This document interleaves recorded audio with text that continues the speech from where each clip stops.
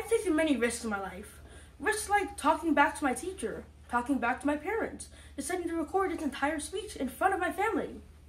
While none of these risks might be worth it in the end, risks can still be worth it. And that leads me to the topic of today, risks. See, risks are something that can go really well or really poorly, depending on how you approach it. Without risks, my life would be very different. I would not be able to ask out the person I like. I would not be able to do this speech in the first place.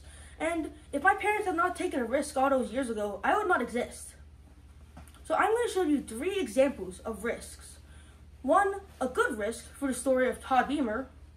2nd, somebody who didn't take risks for the story of Generals Karl von Bülow and Alexander von Kluck. And finally, an unnecessary risk for the book Sunrise on the Reaping. So Todd Beamer was just an ordinary person on Flight 93 when the terrorists hijacked the plane and set it to crash into an important government building that we think it would have been the U.S. Capitol. However, unlike other passengers, Todd Beamer and a group of other passengers stood up against the terrorists and ended up crashing the plane to a field instead of the U.S. Capitol.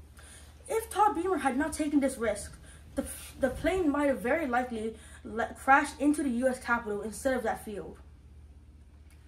Next, Generals Karl von Bülow and Generals Alexander von Kluck, who I'll be calling Karl and Alexander, both were in World War I and both were on the same team. However, their fighting methods differed. One of them was more cautious and the other one was much more aggressive. Because of this, their armies were basically split. And when they were trying to advance into Paris in the First Battle of Marne, the British and French took advantage of the split and ended up defeating their army and stopping the advance. If they had taken a risk and tried to work together, World War I might have ended differently. Finally, a final example of an unnecessary risk for the story of Haymitch in Sunrise on the Reaping. Haymitch is in the Reaping for the 50th Hunger Games.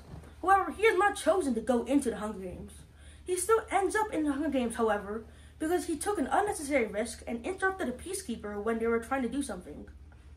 Because of this, he ends up in the Hunger Games, has to fight for his life, and his life ends up a lot worse. If he had not taken this risk, his life would have been much more simple and better than this. Now, I have showed you 3 examples of good risks, no risks, and a bad risk. Now I ask you, the audience, next time you have the opportunity to, try to take a good risk. It could make your life a lot more flavorful.